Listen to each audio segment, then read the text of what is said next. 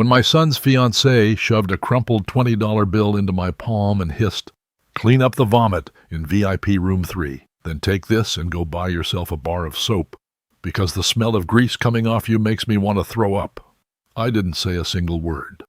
I calmly wiped my scarred, knife-cut hands on my stained apron, tucked the bill into my pocket, and smiled. She strutted away on a pair of blinding, red-soled Louboutins, completely unaware that the very dish she had just screamed was garbage was named after my late wife. And she was even less aware of a far more brutal truth. The filthy janitor she had just spat on, just degraded in front of a room full of strangers, was the sole owner of an $80 million culinary empire sitting in the heart of Manhattan, the very empire she was quietly scheming to steal out from under my son. Before we go any further, hit that like button, subscribe if you're new here, and drop a comment telling me where you're watching from tonight. Stay until the end, because the trap we set for her that night was not built for the faint of heart. My name is Elliot Bramwell, and at 5 o'clock in the morning, I am nobody. I am a shape crouched under a steel sink, my shoulder wedged against a grease trap, my knuckles bleeding from a stripped pipe fitting that has fought me for the better part of an hour. The overhead lights of L'Aurore's kitchen buzz with a cold, clinical hum at this hour, the kind of light that makes even marble look like bone. The air smells of industrial degreaser and cold steel, of bleach, and last night's char still clinging to the hood vents. Outside these walls, in the dining rooms upstairs, L'Aurore is spoken of in reverent whispers. 3 Michelin stars, a 6-month waiting list, a temple where Manhattan's wealthiest come to worship at the altar of my life's work. In here, at this hour, I am just an old man in a stained gray jumpsuit, my back aching, my hands raw, my face streaked with the kind of grime that no one who eats in my dining room would ever imagine touching. I built this restaurant with my bare hands 31 years ago. I built it in a rented storefront with a busted walk-in and a landlord who laughed at my business plan. I built it through 18-hour days, through burns that scarred my forearms like a road map, through a decade of nights when I slept 3 hours because there was always one more thing to fix, one more sauce to perfect, one more invoice to reconcile by candlelight because I couldn't afford to keep the back office lights on past midnight. My late wife, Celeste, stood beside me for every single one of those nights. She was the one who taught me that a white truffle mushroom soup could taste like a memory of home, that food could hold a person's whole heart inside a single spoonful. She died 6 years ago, and I have never once taken her name off the menu, because as long as that soup exists, some small part of her still breathes in this kitchen. Nobody upstairs knows who I actually am. To the critics, to the socialites, to the endless parade of investors who circle this restaurant like gulls around a fishing boat, the owner of L'Aurore is my son, Nolan. That is by design. I stepped back from the public eye 8 years ago, tired of magazine profiles and gala invitations, and the particular breed of vulture that smells money before it smells food. I handed Nolan the title of executive chef, let the press assume he owned the empire outright, and I disappeared into a gray jumpsuit and a tool belt. I call myself the maintenance man. I fix the plumbing, I patch the walk-in compressor when it groans, I mop the floors when the night porter calls in sick, and I watch. I watch everything. 31 years in this business taught me that the dining room is a stage, but the kitchen is where you learn who a person truly is, because nobody performs for the help. It is not vanity that keeps me in this jumpsuit. It is strategy. Because I have learned across 3 decades of feeding this city's most powerful people that the surest way to know someone's character is to become invisible to them. Wealthy men and women will tell you anything you want to hear when they think you might write about them, invest with them, marry them. But strip away the audience, put on an apron with a coffee stain on it, and hand them a mop instead of a wine list, and watch what crawls out from underneath the performance. I have fired investors this way. I have ended partnerships this way. And tonight, I am about to learn something about the woman my son intends to marry. I hear the G-Wagon before I see it, that low, arrogant growl of an engine built to announce wealth rather than transport it, tires crunching over the service alley gravel outside the kitchen's side entrance. I straighten up from beneath the sink, wipe my hands on a rag that has seen better decades, and glance toward the door just as it swings open. Nolan comes in first. My son is 30 years old, and even after everything he has built, even after 2 James Beard nominations and a face that graces the cover of culinary magazines, there is still a flicker of the boy in him who used to sit on an overturned milk crate in this very kitchen, doing his homework while I broke down a case of veal shanks. He is wearing his chef's whites, sleeves rolled, exhaustion carved into the lines around his eyes in a way that has nothing to do with the hour. Behind him steps Sabrina Locke. She enters like the kitchen owes her something. Sabrina is 27, and she carries herself with the practiced elegance of a woman who has spent her entire adult life being told she is the most important person in every room she walks into. Her hair is pulled into a sleek, severe knot, not a strand out of place despite the late hour. She is wrapped in a cream-colored coat that costs more than my monthly payroll for the dish station, and the scent of Baccarat Rouge perfume rolls off her in a wave so thick I can smell it from across the kitchen, cutting straight through the bleach and the grease. Her eyes sweep the room the way a health inspector's might, except she's not looking for violations.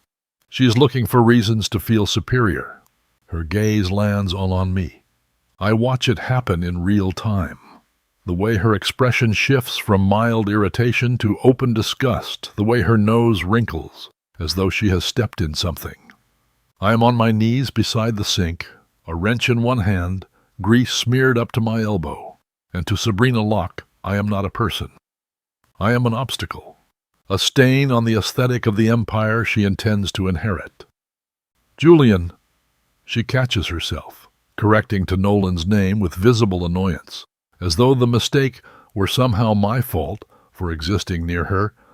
Why is there a homeless man crawling around under the sink? This is supposed to be a 3-star kitchen, not a truck stop. Nolan's jaw tightens. Sabrina, I don't care what his name is. She presses a silk handkerchief to her nose, delicately, as though warding off contamination. Look at him. Look at his hands. Is that blood? God, it smells like a garage in here. She steps around me in a wide, exaggerated arc, her heels clicking sharply against the tile, careful not to let so much as the hem of her coat brush against my kneeling form. I want him gone by the time my investors arrive tonight. I don't care what you have to pay him. He is ruining the aesthetic feng shui of this entire space, and I will not have my guests thinking they've wandered into a homeless shelter. I say nothing. I have built a career, a fortune, an entire empire on the discipline of saying nothing at exactly the right moments. I simply lower my eyes back to the pipe fitting in front of me and continue working, letting the wrench turn slow and steady beneath my raw fingers. But I look up once, just once, and I catch Nolan's eyes across the kitchen. What I find there breaks something quiet inside my chest. It is not confusion. It is not naivety. It is the exhausted, hollowed-out look of a man who already knows on some buried level exactly what kind of woman he's about to marry, and has not yet found the courage to pull the trigger on that knowledge. He knows. He has known for months, maybe longer. He has simply been waiting, the way a man waits at the edge of a cliff for someone else to either push him or pull him back. I give him nothing but a small, almost invisible nod. Not yet, that nod says. Let her show us more first.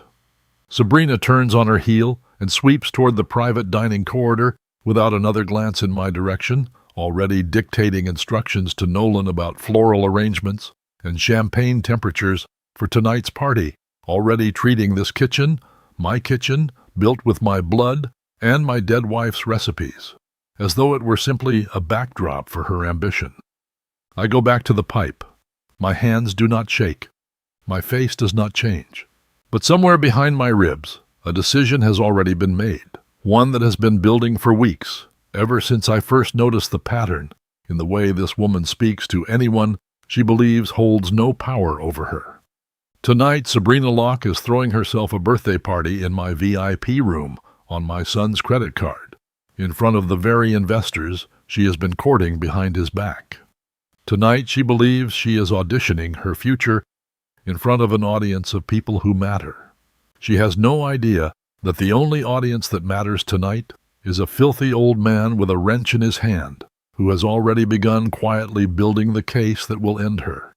The test has begun, and Sabrina Locke does not even know she's taking it. By 7 o'clock that evening, the VIP dining room of L'Aurore has transformed into something closer to a coronation than a birthday dinner. Crystal glassware catches the low amber light of hand-blown chandeliers I imported from Murano 15 years ago. Back when this restaurant was still a fragile dream I refused to let die. A string quartet I did not approve plays softly in the corner, hired without my knowledge, and billed, I would later confirm, directly to Nolan's personal account, along with the peonies imported from a floral house in the Netherlands that spill out of vases costing more than a line cook's monthly wage. Sabrina Locke sits at the head of the table like a queen accepting tribute, surrounded by a rotating cast of socialites, minor influencers, and, most importantly, 3 senior partners from a venture fund called Ashgrove Capital, men in slate-gray suits who watch her with the calculating interest of people evaluating a business proposition rather than celebrating a birthday. I move through the room in my gray uniform, ostensibly checking the wine cellar temperature control panel mounted near the service door, though in truth, I am watching. I have spent 31 years reading a dining room the way a sailor reads weather, and tonight the air in this room carries the particular electric charge of a woman performing for an audience she desperately needs to impress.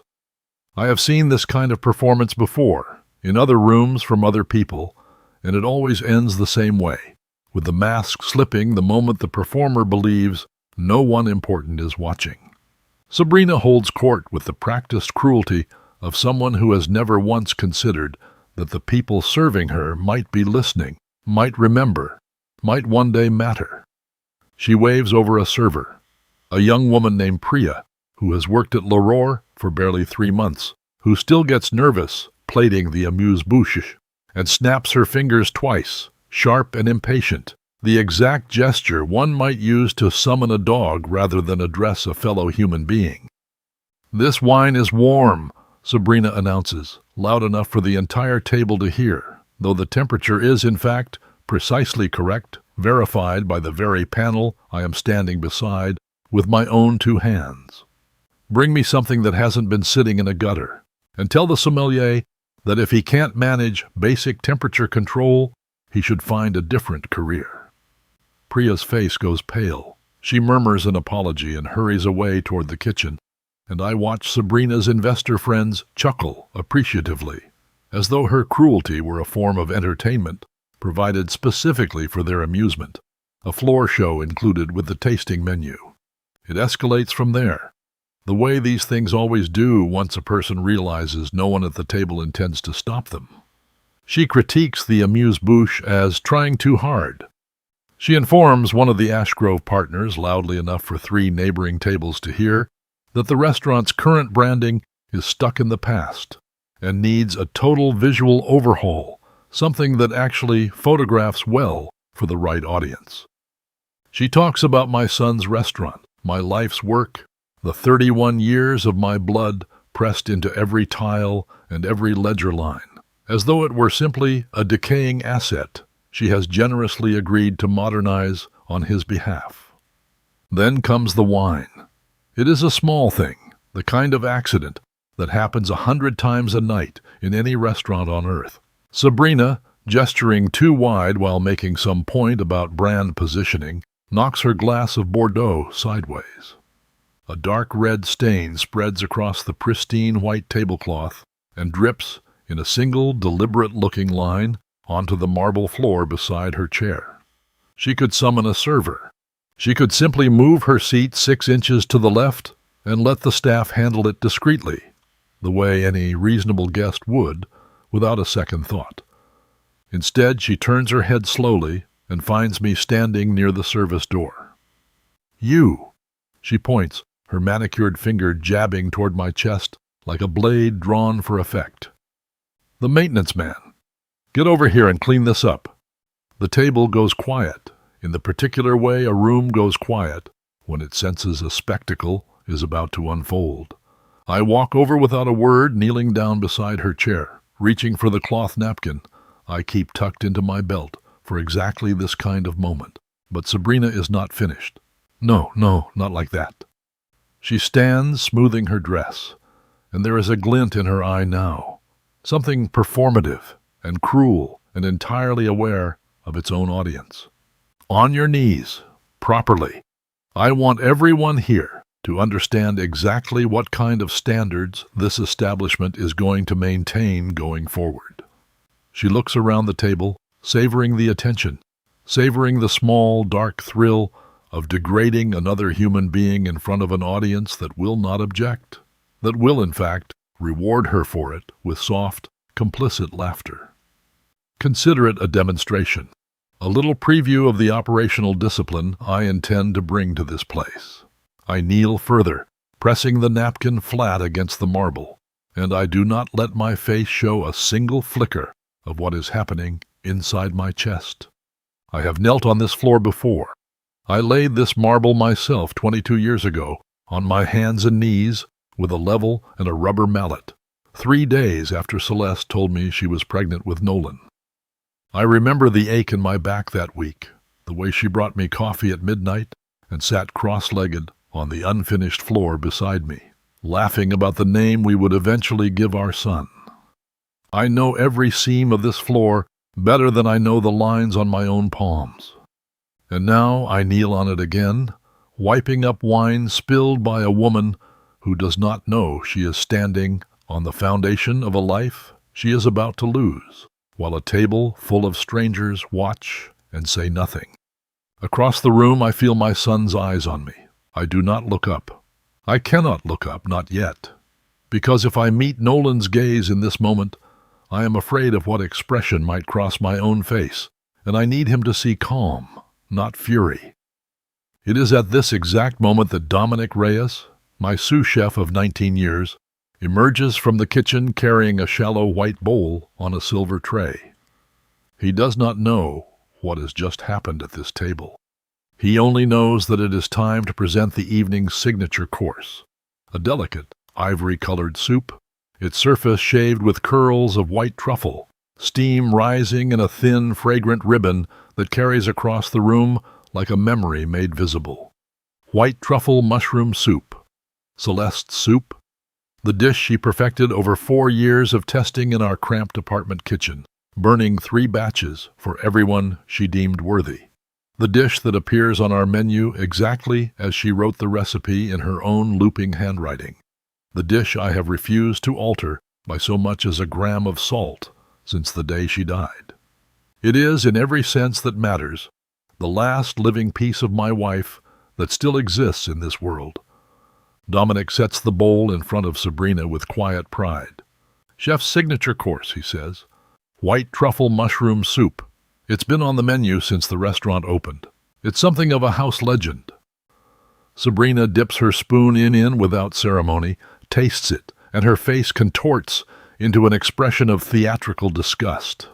She spits the mouthful directly into her $1,000 napkin, not bothering to lower her voice, not bothering to consider that Dominic, a man who has poured 19 years of his life into this kitchen, who learned to make this exact soup at Celeste's own elbow, is standing 3 feet away, watching.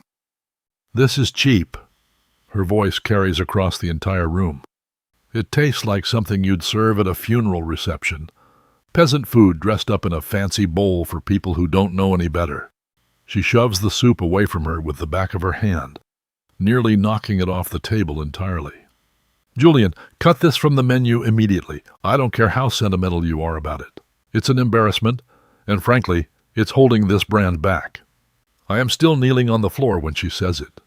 I am still holding a wine-soaked napkin in my raw, scarred hands. my late wife's soup cooling on the table above my head, dismissed as peasant food, and a funeral embarrassment by a woman who will never understand that she just spat on the only proof I have left that Celeste ever existed in this world. I do not react. I fold the napkin with careful, deliberate hands, rise slowly to my feet, and walk back toward the service door without a single word. But I see Nolan's hand resting on the edge of the table curl slowly into a fist. I see his knuckles whiten. I see, a moment later, a thin line of red appear where his own fingernails have broken skin against his palm. And still he says nothing. Still he sits in his chair with the frozen, practiced calm of a man who has learned to absorb humiliation rather than let it show, because that is what she has trained him to do over the course of their engagement. I catch his eye one final time as I pass through the service door. He gives me the smallest, almost imperceptible nod. He is not ready yet, but he is close. I disappear into the kitchen, and behind me, Sabrina Locke laughs at something one of the Ashgrove partners has said, already moving on, already forgetting the old man she just forced to his knees and the dead woman she just called an embarrassment, utterly unaware that both of those insults have just been permanently, irreversibly recorded in the ledger I have been keeping in my head for weeks. The bill is coming due. She simply does not know it yet. The dessert course has been cleared, and the three men from Ashgrove Capital lean forward in their chairs with the particular hunger of predators who sense a deal ripening. Sabrina rises from her seat, tapping a manicured nail against her champagne flute for attention, and I linger near the wine cellar door, ostensibly recalibrating a thermostat that has needed no recalibration for 6 years, listening with every nerve in my body. "I want to walk you through the vision," she announces, and her voice has shifted register entirely. Gone is the petulant socialite who spat soup into a napkin 20 minutes ago, replaced by a woman performing competence for an audience she actually respects, an audience whose money she actually wants. She pulls up a slide deck on her tablet and projects it onto the blank wall beside the private dining room's fireplace, and I watch, my jaw tightening, as 31 years of my life get reduced to a series of bullet points beneath a bold red header that reads L'Aurore 2.0, Scalable Luxury. "The current model doesn't scale," she says, gesturing at a photo of my kitchen staff. People I have personally trained, fed, housed through hard winters, walked down the aisle at their own weddings, captured mid-shift, sweating over open flames, giving everything they have to a room full of strangers who will never know their names. We're sitting on an $80 million brand that's being run like a mom-and-pop diner. 30-year veterans on the payroll who are, frankly, dead weight at this point. I'm talking about a complete restructure. We eliminate the legacy staff, bring in a leaner, younger, camera-ready team, and license the L'Aurore name into a franchise model. 12 locations by year 3, prepackaged sauce bases shipped from a central commissary kitchen, so we're not dependent on any one chef's temperament or any one old man's outdated recipes. A small, cutting laugh escapes her, aimed, though she does not know I can hear the precision of its aim directly at me. We slap the name on premium frozen entrees too. Grocery store distribution, that's where the real margin is. Nobody needs to know the truffle soup in the freezer aisle isn't made fresh by hand at 4 a.m. by some sentimental old man with a picture of his dead wife taped inside his locker. One of the Ashgrove partners, a silver-haired man named Foster, nods slowly, already doing math in his head, already sketching return projections on the cocktail napkin in front of him. And the current ownership structure, the son, Nolan, is he prepared to sign off on a full trademark transfer into the new holding entity? That's the piece our committee will want locked down before we move any capital. And the severance liability on 30 years of staff. Have you modeled that exposure, or are we absorbing it quietly through attrition? He'll sign, Sabrina says, without a flicker of hesitation, without a single glance toward my son sitting 6 feet away from her, close enough to hear every syllable of the sentence being spoken about him rather than to him. I've been working on him for months. He's sentimental, but he's not stupid. Once he sees the projected valuation, he'll understand this is the only path forward for the brand. Men like Nolan just need to be walked toward the right decision slowly enough that they think it was their idea. And as for the staff, we do it quietly. No severance packages if we can avoid it. Restructure the job titles. Let the paperwork technically count it as a resignation instead of a termination. It saves us close to $400,000 in obligations we don't actually owe anyone. The Ashgrove partners exchange a glance of quiet, approving satisfaction, the particular look of men who have just heard someone else agree to do the ugly part of the work for them. Nolan says nothing. I watch my son's face from across the room, watch the muscle in his jaw twitch, watch him absorb the sentence. He's sentimental, but he's not stupid. Spoken about him, past him, over him, as though he were a line item in a spreadsheet rather than a man sitting 3 feet from the woman he asked to marry him 8 months ago on a rooftop overlooking this very city. The woman who is at this exact moment calmly discussing how to legally cheat his kitchen family out of the severance they have earned. It is at that moment that I cross the dining room carrying a small bucket of ice for the champagne. Part of my cover. Part of the invisible choreography I have performed 1,000 times in this building over 3 decades. Sabrina glances up, sees me, and something in her expression sharpens. Not embarrassment at being overheard, but opportunity. A visual aid for her pitch, delivered right on cue. Speaking of which, she says, raising her voice, gesturing toward me the way a lecturer might gesture toward a diagram on a whiteboard. This is exactly what I mean. Look at him. She does not lower her tone. She does not care that I'm standing 4 feet from the table, ice bucket in hand, close enough to smell her perfume and count the diamonds catching the chandelier light on her bracelet. Men like this are relics of the past. This industry doesn't need 50-year-old busboys smelling like rancid butter and bleach. It needs young, attractive faces that photograph well on Instagram.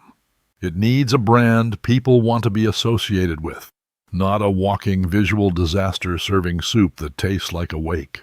Honestly, keeping people like him around is exactly the kind of sentimental thinking that's holding this whole operation back from real growth. The room goes silent. It is a particular kind of silence, the kind that has weight and texture, the kind that presses down on a room like humidity before a storm breaks. Even the Ashgrove partners, men who moments ago were nodding along eagerly, with every word out of her mouth, shift uncomfortably in their seats, sensing that something in the temperature of the evening has just changed irreversibly, that they have just watched their host say something no amount of projected valuation can fully paper over. Priya, refilling water glasses near the sideboard, freezes mid-pour, her knuckles white around the pitcher. Dominic, standing in the doorway to the kitchen with a tray of petit four he has not yet had the chance to serve, goes very still, his eyes flicking toward me, and then, protectively, toward Nolan. I do not flinch. I do not set the ice bucket down too hard. Do not let my hands shake. Do not give Sabrina Locke the satisfaction of watching her words land the way she clearly intended them to land. I have absorbed worse insults from better people than her across 3 decades in this business, and I have learned over those decades that the most powerful response to cruelty is patience.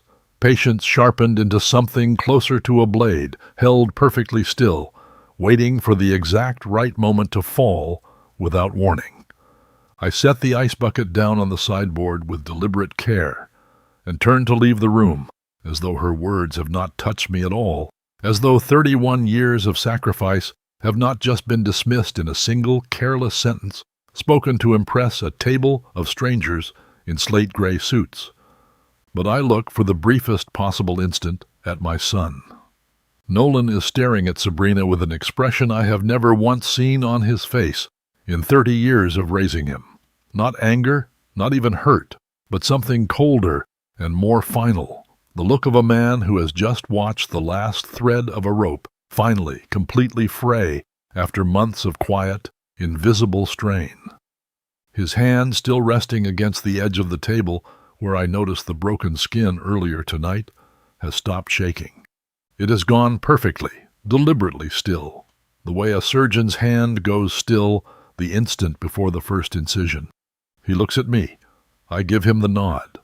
Not the small, cautious nod of earlier in the evening, the one that said not yet. Let her show us more. This is different. This is complete. This is a father telling his son, across a room full of strangers who have no idea what is about to happen to them in the next 60 seconds, that the time for patience has ended, that the debt is now due in full, with interest. Nolan reaches into the inside pocket of his chef's jacket and withdraws his phone, setting it face down on the white tablecloth in front of him, with the quiet, deliberate precision of a man laying down a weapon he has been carrying, loaded and safety off, for a very long time, waiting for exactly this moment to arrive. Sabrina, still riding the high of her own presentation, does not notice. She's already moving on to slide 4 of her deck, already discussing projected margins on the frozen entree line, already 3 sentences into a pitch about influencer partnerships and quarterly earnings calls, utterly unaware that the ground beneath her expensive heels has just, silently, irrevocably, begun to crack wide open. The knife has left its sheath. She simply has not felt it yet. Nolan taps his spoon against the rim of his water glass. It is a small sound, almost delicate, the kind of gesture a person makes to call a toast at a wedding, rather than to detonate a bomb at the center of their own engagement dinner. But something in the way he does it, unhurried, deliberate, his eyes fixed on Sabrina with an intensity that has nothing left of the exhausted resignation I watched him carry all evening, makes every conversation at the table die instantly. Even the Ashgrove partners, mid-sentence about franchise projections, stop talking. Even Sabrina, who has spent the last 20 minutes riding the momentum of her own pitch, turns toward him with a bright, expectant smile, clearly assuming her fiancé is about to publicly endorse her vision in front of the investors she has worked so hard to impress. She has never been more wrong about anything in her life. "I want to thank everyone for coming tonight," Nolan says, and his voice is calm in a way that unsettles me more than shouting would. I have known my son for 30 years. I know the particular stillness that comes over him right before he does something he has thought about for a very long time. Something he has rehearsed in his head 100 sleepless nights before finding the courage to say it out loud. Especially you, Sabrina. You've certainly given everyone at this table a clear picture of your vision for this restaurant's future tonight. "Thank you, baby," she says, reaching for his hand, utterly unaware, still glowing from the reception her presentation received. He does not take it. Instead, he picks up his phone from where he set it face down on the tablecloth, unlocks it, and turns the screen toward the table. "I'd like to read something out loud," he says. "A few messages. I think everyone here should hear them, given that we're apparently discussing the future of this brand as a group tonight, in front of witnesses, over dessert." Sabrina's smile falters just slightly, a flicker of confusion crossing her face. "What are you talking about?" Nolan begins to read. He reads a text message Sabrina sent to the Ashgrove board 6 weeks ago, in which she describes Nolan as malleable and assures the fund's compliance officer that she has a clear timeline for getting the trademark transfer signed once the engagement ring does its job, softening him up. A minute a month. A soft, involuntary gasp escapes from Foster's colleague, a younger partner who has not yet learned to keep his face neutral in moments like this. Nolan continues, reading an email dated 3 weeks prior, in which she outlines a strategy for gradually consolidating operational control before the wedding so that, by the time he realizes what's happened, the paperwork will already be irreversible, and it won't matter what he thinks about it. He reads a message sent to her own mother just 11 days ago, in which she writes with chilling casualness that Nolan is sweet, but not exactly a visionary, and that she intends to be running the real business within a year, regardless of what his name says on the deed, once I've got the board seat locked in. Each sentence lands in the room like a stone dropped into still water, the ripples spreading outward across every face at the table. I watch color drain from Sabrina's cheeks in real time. I watch the three Ashgrove partners, men who, moments ago, were nodding along approvingly with her every word, sketching return projections on cocktail napkins, begin to shift uncomfortably in their chairs, recalculating in real time the reputational and legal risk of the deal they were about to sign their names to. Nolan reads one final message, the one I know, from the flatness in his voice, has hurt him more than all the others combined. It is a text Sabrina sent to a friend 4 months ago, shortly after their engagement, describing Nolan as basically a puppet who's good in a kitchen and easy to manage as long as you tell him he's a genius often enough. Poor guy has no idea. He sets the phone down on the tablecloth, screen still glowing, and lets the silence stretch. A puppet, he repeats quietly, looking directly at her. That's what you call the man you asked to. No, that's what you call the man who asked you to marry him, because I was foolish enough to think you actually loved me, and not just the $80 million attached to my last name and the brand you thought you could gut and wear like a costume. The silence that follows is total. I have worked in this industry long enough to have witnessed public scenes before. Screaming matches over stolen recipes, a jilted business partner who once threw a bottle of Chateau Margaux across a private room. But I have never witnessed a silence quite like this one, thick enough to taste, charged enough to feel against the skin like static before lightning. Sabrina recovers first because women like her always do. Her eyes well with tears with an almost mechanical precision, a switch flipped rather than an emotion felt, and her voice drops into a wounded, breathy register, clearly calibrated for maximum sympathy. Nolan, baby, that's not... You're taking that completely out of context. That's just how you talk in business. Everyone exaggerates in emails. Everyone plays a role for investors. You know that. I did all of this for us. Every single decision has been about building a future for our family. I love you. You know I love you. Our family, Nolan repeats. And there is something almost gentle in the way he says it. Gentle, the way a scalpel is gentle right before it opens a wound. You mean the family you were planning to install yourself at the head of, after quietly stripping my father's staff of 30 years of severance they've earned, and turning his life's work into a frozen food aisle stocked next to the frozen pizzas? Your father? A flicker of confusion crosses her face, quickly buried beneath a fresh wave of performed devastation. What does the maintenance man have to do with any of this, Nolan? Please, can we discuss this privately? This is a family matter. It doesn't need an audience of strangers and staff. She turns, sharp and sudden, toward me, toward Priya, toward Dominic, standing in the kitchen doorway. I'd like the staff to leave the room, all of them right now. This isn't appropriate for them to witness. It is, I think, the single most revealing sentence she has spoken all evening. Even now, even caught with her own words read back to her in front of the very investors whose money she needs. Her first instinct is not remorse. It is control. It is ordering the help out of the room so she can manage the damage in private, the way she has managed every room and every person around her since the moment she first walked through my kitchen door 12 hours ago and called me a homeless man. Foster clears his throat, glancing between Sabrina and Nolan with the wary expression of a man watching his fund's due diligence collapse in real time. Ms. Locke, I think perhaps we should reschedule this conversation for... Sit down, Foster. The command in Sabrina's voice cracks like a whip, and for the first time all evening, I watch her mask slip entirely. The polished PR executive giving way to something raw and desperate underneath.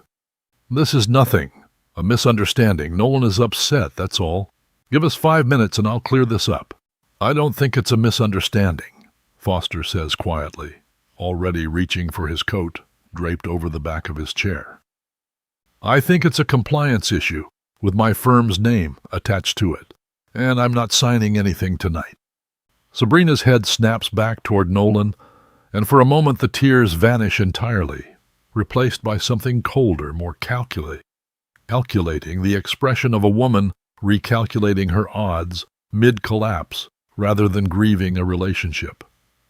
"You did this on purpose," she hisses, low enough that she likely believes only he can hear it, though the whole table does. "You waited until the investors were here. You wanted to humiliate me in front of them."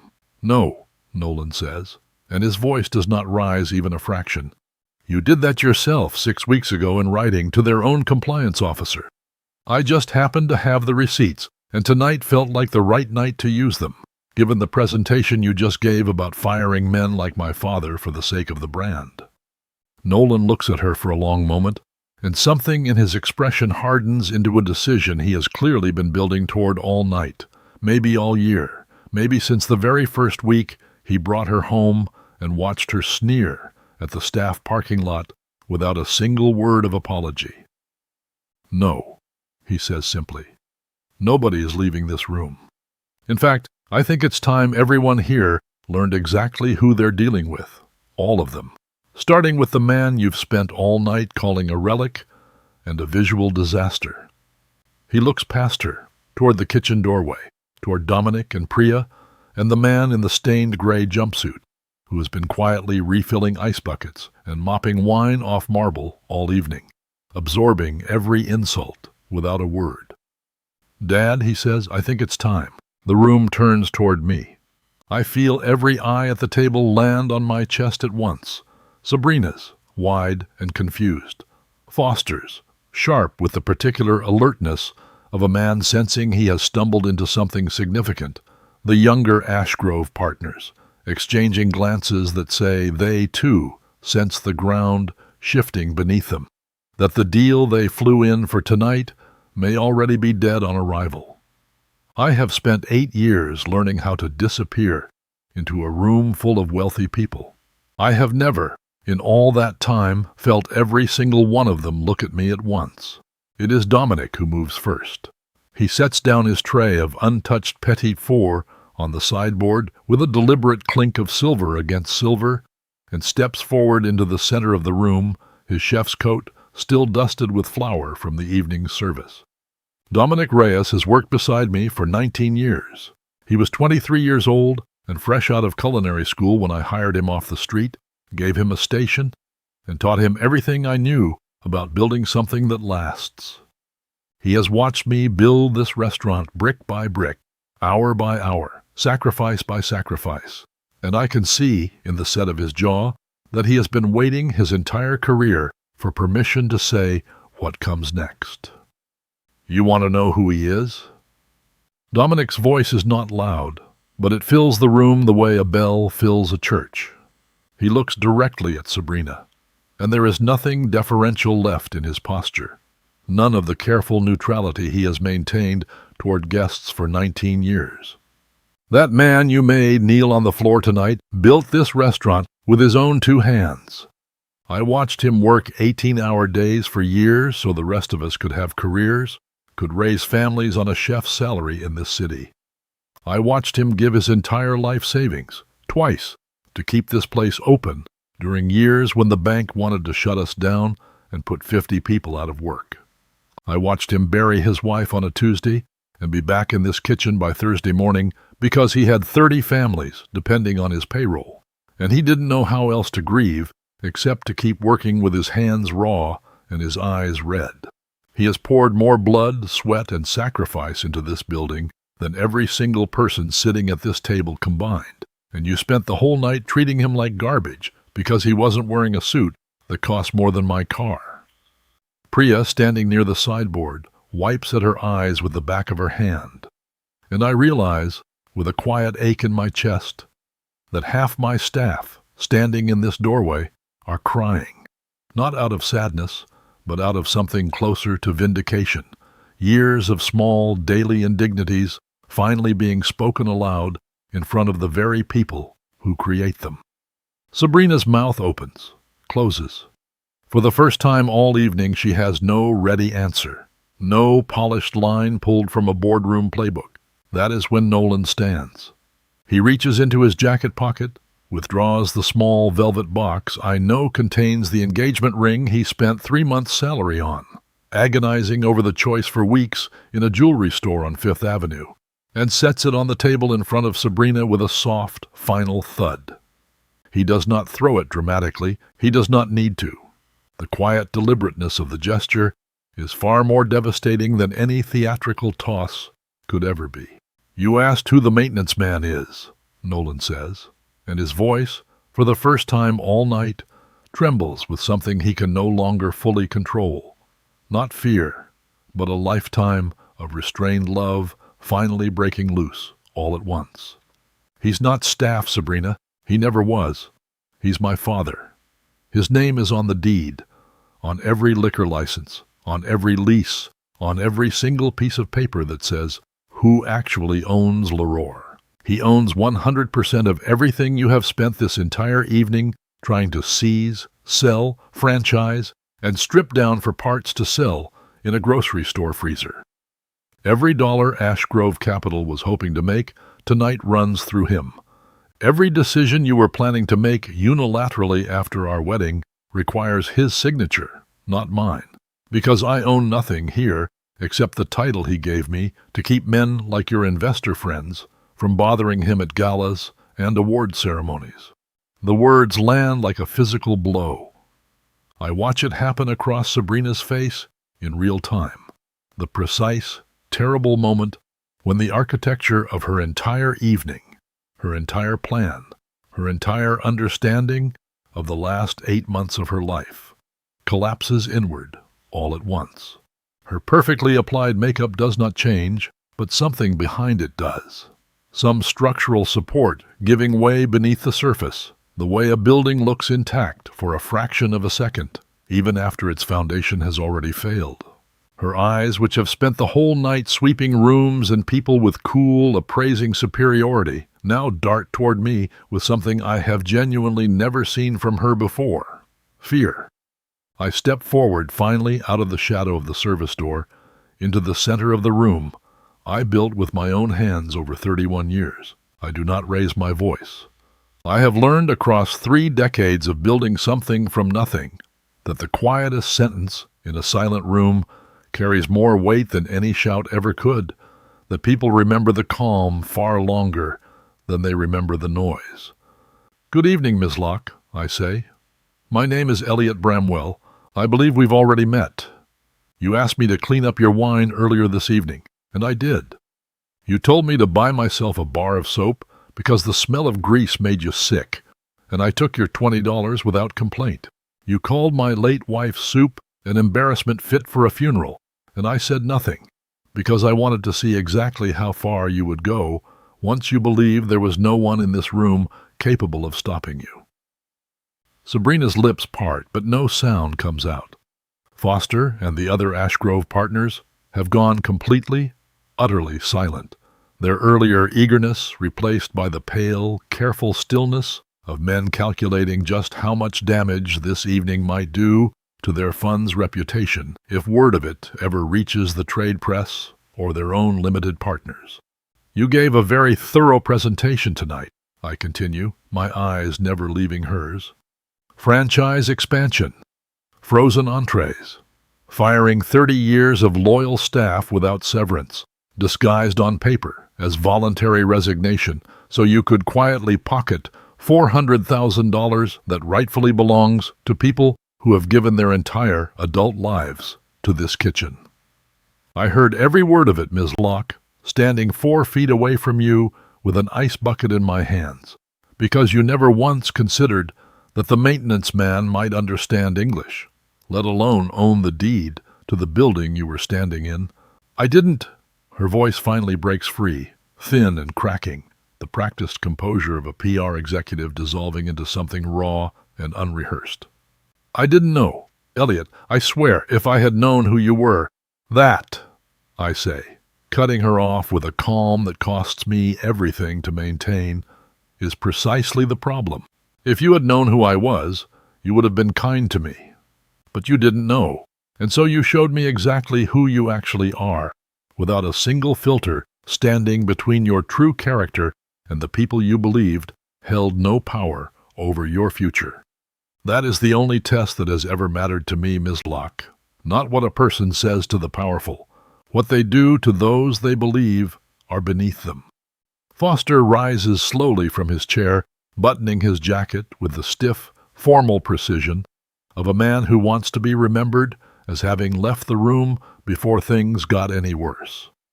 "Mr. Bramwell," he says, extending a hand toward me that I do not take. "I want to be absolutely clear that Ashgrove Capital had no knowledge of any of the specific severance arrangements or trademark strategies Ms. Locke described tonight. We came expecting to discuss a partnership, not a hostile restructuring built on staff terminations disguised as resignations." "I believe you," I tell him, and I mean it. Men like Foster are not the architects of cruelty. They are simply the kind of men who fail to ask enough questions about where the returns are coming from, as long as the returns arrive on schedule. "But you'll understand if I don't invite your firm back to this table. Not tonight, and likely not ever." Foster nods, gathers his colleagues with a small tilt of his head, and the three of them exit through the private dining room side door without another word, leaving 4 empty chairs where confident predators sat only minutes before. Sabrina watches them go, and I see something close to panic finally crack through the last of her composure, the realization dawning that the audience she spent the entire evening performing for has just walked out on her, one by one, leaving her alone at a table she no longer controls. The room around us has gone completely, deathly silent. Every guest, every investor, every member of my staff standing frozen in place, watching the woman who spent an entire evening humiliating an old janitor slowly realize she has just humiliated herself in front of the one person in the building who could destroy her with a single phone call. And I am about to make that call. Sabrina's composure, what little remains of it, begins to unravel in front of the room. "Nolan, please." She turns away from me entirely, focusing every remaining ounce of her energy on my son, her voice pitching upward into something desperate, almost childlike. "You know me. You know the real me, not whatever this looks like tonight. Remember Positano? Remember the night you proposed? How happy we were? None of that was fake. I love you. Please don't let one bad night ruin everything we've built together." Nolan looks at her, and for a moment I see the boy I raised flicker across his face, the tenderness, the 8 months of genuine affection he built with this woman, the part of him that still, even now, wants to believe there is some version of her worth saving. It is a hard thing watching your son grieve a relationship in real time while its architecture burns down around him. "I do remember Positano," he says quietly. "I remember thinking I'd found someone who saw the man underneath the restaurant, not just the restaurant itself. I was wrong. I think I've known I was wrong for months, if I'm honest with myself. I just didn't want to believe it. Because believing it meant admitting I'd let someone treat my own father like garbage in his own kitchen for the sake of keeping the peace." "That's not fair," Sabrina says, and the tears now are real, or real enough. Grief and fury tangled together into something raw.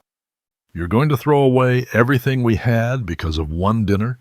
Because I made a few comments about restructuring? Every business needs restructuring, Nolan. That's not a personal attack. That's just—" "You spat on my mother's soup," Nolan says, and his voice finally cracks, the first genuine break in his composure all evening. "You called it garbage, in front of a room full of strangers. You had no idea it was hers. That's the whole problem, Sabrina. You didn't even ask. You just decided, the moment you thought no one important enough to matter would object, that anything and anyone standing between you and what you wanted was disposable. Sabrina's face contorts, grief curdling rapidly into something colder, sharper, more familiar. The woman I watched snap her fingers at Priya earlier this evening, finally re-emerging from beneath the collapsed performance of remorse. "Fine," she says, straightening, wiping her face with a brutal, efficient swipe of her hand. "You want to play it this way? Fine, let's play it this way." She reaches for her clutch on the table, withdraws her phone, and dials a number with shaking but determined fingers. "This is Sabrina Locke," she says into the phone, her voice suddenly sharp and businesslike again, all traces of tears vanished. "I need you to connect me with the Holloway family office immediately. Tell them it's urgent. Tell them it's about Leroy." A pause. "Yes, I'm aware of the hour. Tell them I need 5 minutes." I recognize the name instantly. Holloway family office, the private investment vehicle belonging to Sabrina's godfather, a man named Reginald Holloway, who has, for the better part of a decade, quietly acquired distressed hospitality assets across 3 states through aggressive, occasionally predatory tactics. I have heard whispers about Holloway in industry circles for years, whispers about hostile buyouts, about forced sales, about restaurants that changed hands overnight. When their owners couldn't service debt, Holloway had quietly purchased out from under them. "You're going to regret this," Sabrina says, holding the phone against her chest for a moment, looking directly at me, her voice steadying into something cold and businesslike. "Reginald has been looking for an excuse to move on this property for 2 years. One call from me tonight, and he initiates a hostile position on every piece of outstanding debt attached to this restaurant. Your liquor license renewal, your commercial mortgage, your equipment leases. Holloway can make every one of those a nightmare within 72 hours if he wants to. You have no idea what kind of leverage I actually have, old man." The room holds its breath. I watch Nolan's face go pale, watch Dominic's hands curl into fists at his sides, watch the last of my staff exchange terrified glances. 30 years of careers suddenly hanging in the balance of one furious woman's phone call. I hold out my hand. "Give me the phone, Miss Locke." She hesitates, some instinct warning her against it, but her own arrogance, the same arrogance that has carried her through every room she has ever walked into, believing herself untouchable, wins out. She hands it over with a small, triumphant smirk, certain she's about to watch me discover, in real time, exactly how powerless I actually am. I put the phone to my ear. "Reginald," I say, my voice dropping into a register I have not used in years. The register of a man who has survived 31 years in an industry that eats the weak alive. "It's Elliot Bramwell." There is a long silence on the other end of the line. "Elliot," Reginald's voice finally answers, noticeably, carefully cautious. "It's been a long time." "It has," I agree. "I understand you're considering a hostile position on some debt attached to my restaurant tonight. I wanted to save you the trouble of looking into it further. 2 months ago, I quietly acquired the entirety of your fund's distressed paper on 3 of your Connecticut properties through a holding company you won't find my name attached to. I've been sitting on it patiently, waiting to see whether you'd ever try something like this. So before you make any decision about Leroy tonight, I'd suggest you consider what happens to your own portfolio the moment I decide to call in what you owe me." The silence that follows on the other end of the line stretches long enough that I can hear, faintly, Reginald exhale. "Understood," he says quietly. "There will be no call tonight. My apologies for the disruption, Elliot." The line goes dead. I hand the phone back to Sabrina, who stares at me with an expression I can only describe as the complete, total collapse of every assumption she has ever made about power, about who deserves respect in a room, about who is truly untouchable and who is not. "He's not calling anyone," I tell her simply, "because 2 months ago I made sure he couldn't. I have spent 31 years learning to see threats before they arrive, Ms. Locke. Yours was never as clever as you believed it to be." Sabrina's mouth opens and closes twice before any sound emerges. You You knew this was coming months ago. You've been planning this for months. Her voice has lost all of its earlier steel, reduced now to something thin and stunned. This whole engagement, this whole dinner, all of it, you were just waiting for me to hang myself. No, I tell her honestly, because even in this moment, I owe her the truth, if nothing else. I was hoping you would prove me wrong. I have watched a great many people walk through that kitchen door over 3 decades, Ms. Locke, and I have learned to withhold judgment until I see how a person treats someone who can do nothing for them in return. I did not want to be right about you tonight. I simply was. She looks around the room one final time, searching for an ally, a sympathetic face, anyone willing to intervene on her behalf. She finds none. Foster and his colleagues are gone. The other guests, the socialites and minor influencers who spent the evening laughing at her jokes and toasting her presentation, now stare down at their plates or their phones, suddenly, urgently uninterested in being associated with the woman at the center of this collapse. Even the friends she invited personally will not meet her eyes. Nolan, she tries one final time, her voice small. Please, just talk to me. Alone. Give me that much. Nolan looks at her for a long moment, and I can see him weighing something private, something that belongs only to the two of them, before he finally shakes his head. I don't think there's anything left to say, Sabrina. You said it all yourself, in writing, weeks before tonight. I just finally read it out loud. Sabrina says nothing further. There is nothing left for her to say. The engagement is over, sitting in its small velvet box on the tablecloth in front of her. The investors have walked out.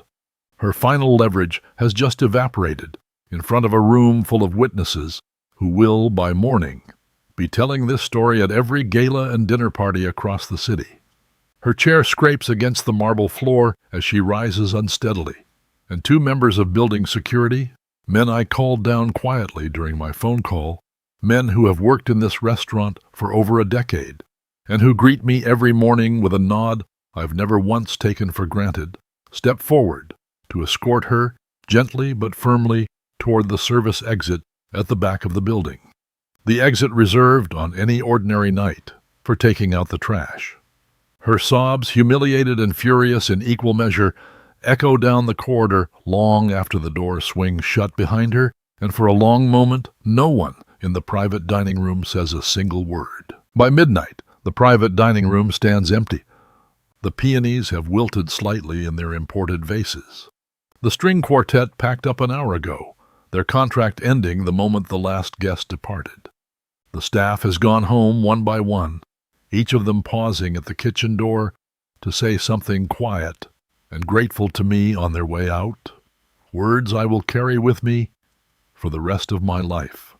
The marble floor, the same floor I laid on my hands and knees 22 years ago, has been wiped clean of wine and returned to its usual, undisturbed silence. Nolan and I sit together at the long table, the mess of the evening still scattered around us. Abandoned wine glasses, a cold half-eaten dessert, the small velvet box still sitting exactly where he left it. I should have seen it sooner, Nolan says finally, staring down at his hands. I saw pieces of it, the way she talked to the servers when she thought I wasn't paying attention, the way she flinched every time I mentioned the old menu items, Mom's recipes. I told myself I was imagining it. I told myself people just have different communication styles under stress. He shakes his head slowly. I wanted so badly for it to work that I talked myself out of what was right in front of me. I reach across the table and rest my scarred hand over his. You're not the first man to fall for someone's performance, son. I've watched grown investors, seasoned businessmen, twice your age, get taken in by far less convincing acts than the one she put on for you. There's no shame in wanting to believe the best about someone you love. The shame would have been staying quiet tonight after you finally saw the truth. How did you know? He asks. How did you know this early? What she really was? I think about the question for a long moment before answering because it deserves more than a quick reply. When someone shows you who they are through how they treat the people beneath them, I tell him, believe them the first time, not the second time, not after you've gathered more evidence, not after you've given them every benefit of the doubt available to a person. The first time. Character doesn't hide in the big moments, Nolan. It hides in the small ones. How a person speaks to a waiter, how they treat someone who can't do anything for them in return, whether they say thank you to the person mopping the floor at midnight. Everything else is a performance. That is the truth. Nolan nods slowly, and something in his shoulders finally fully relaxes. The exhausted tension of the last several months beginning, at last, to release. I rise from the table, roll up my sleeves, and reach for the apron hanging on its familiar hook by the kitchen door. The same stained gray apron I have worn every single morning for 31 years. I tie it around my waist and walk toward the stockpots, toward the bones and vegetables, waiting patiently to become tomorrow's foundation. Because somewhere in this city, in a few short hours, people will walk through our doors hungry, and it will be my job, as it has always been my job, to feed them something honest. The world of vanity, of performance, of people like Sabrina Locke will come and it will go, the way storms always do. But the stockpot simmers on regardless. The soup still bears my late wife's name, and the values built brick by brick, hour by hour, sacrifice by sacrifice, over 31 years. Those endure long after every counterfeit crown has been quietly, permanently removed.